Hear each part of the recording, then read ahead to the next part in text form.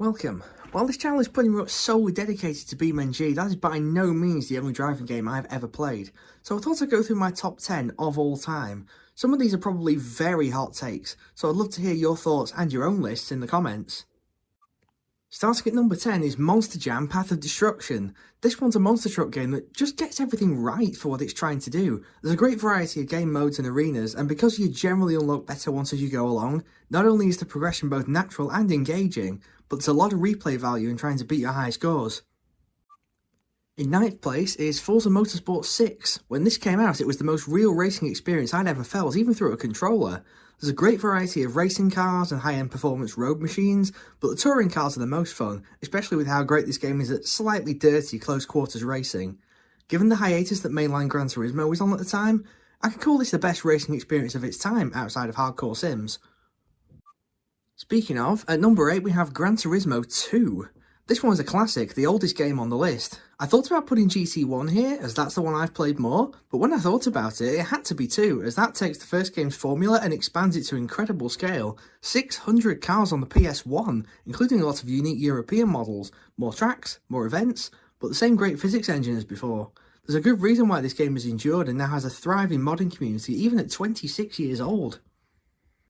7th place, after much deliberation, goes to Split Second. There's a game later on I would describe as the ultimate destruction racer, but this is the ultimate destruction racer. You're not just bumping and scraping other cars here, you're blowing up everything from parked cars to cargo planes and huge buildings.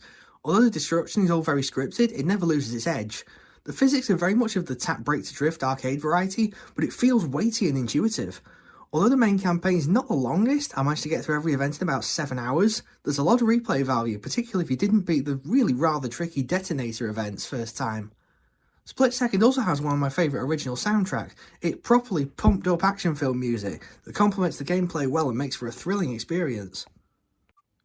In 6th we have Forza Horizon 3. I had to put a Horizon game on here, and 3 feels like the best balance, the most well-rounded. 1 had the best physics and soundtrack but felt a bit limited in scope. 2 had a wonderful map but the driving wasn't as nice. 4 is a pretty face but too reliant on real-time events. 3 has a really varied and well-designed map, more refined driving physics, a huge variety of cars, and even if the festival boss progression doesn't actually mean much, it feels good to watch the game come alive by your own hand. It helps that 8th gen Forza has the best livery editor I've ever found. Motorsport 6 also shares this strength, and it really allows you to make your cars your own. Now we're in the top 5, starting with the ultimate destruction racer. It's even in the name, Flat Out Ultimate Carnage.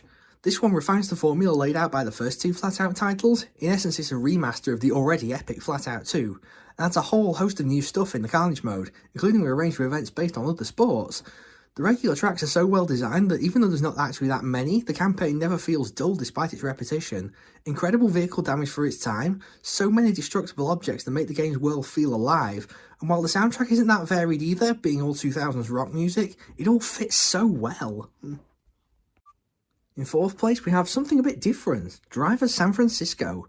I wouldn't include any action driving games like GTA on this list, but in this one basically all you do is drive, so I'm counting it.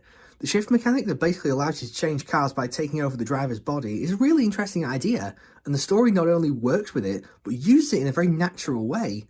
The cars on offer range from very everyday fare for the time and place to proper exotic and a whole host of commercial vehicles, and all are really good fun to pilot, and all have their place within the game, even if some of the more normal stuff is just cannon fodder for the takedown missions. This game is clearly made with not only respect, but reverence for classic car chase films like Bullet, and even features homages to some of them.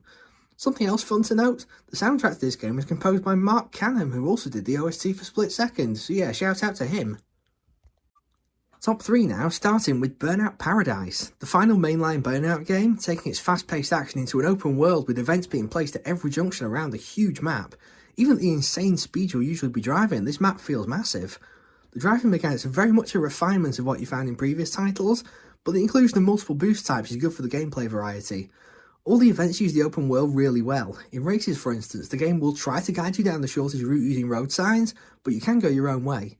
The sound design in this one is top notch too. All the car's engines are dripping with power and it's such a pleasure on the ear, as is the music, featuring a wide variety from classical tunes to stuff from the older Burnout games, to artists ranging from Adam and the Ants to Alice in Chains. There will definitely be something you like.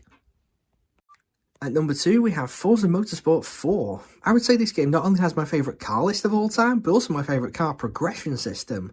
At the very start, you'll be given the choice of little city cars, typical first car fare for someone my age in my location. It feels real and relatable. Hit level 2, you'll get something a bit bigger and faster, like a Mazda 2 or my very own Suzuki SX4. Throughout the game, you'll slowly work your way up to more high-performance road and race cars, and all the cars have genuine weight to them, and in a realistic way they all feel different. I love the event variety too. There's not just normal races, but overtaking challenges, head-to-heads, and events where you have to knock over as many Skittles as you can in a lap. There's always something new to do. And in the prestigious number 1 spot is none other than Gran Turismo 4. While other games do some aspects better, particularly car audio, GT4 is so good at everything else that it can only come out on top. I love the idea of buying a cheap old car to start with, especially because some of the starter material is genuinely quite good. You can have a 10 to 15 year old Nissan Skyline GTS or a Mazda RX-7 within budget and they'll all serve you well without being overpowered.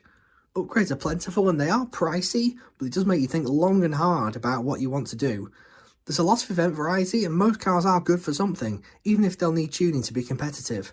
Speaking of the cars, depending on region you get about 740 odd of them, and while the list is very Japan-centric, 16% is just Nissan alone and Toyota's not far behind them, there's still all sorts of oddities from all around the world. There'll be some cars you didn't know existed till you found them here. GT4 is truly a car collector's dream. That's all for now, stay tuned for more and Happy New Year, Happy Holidays, whatever you're celebrating right about now.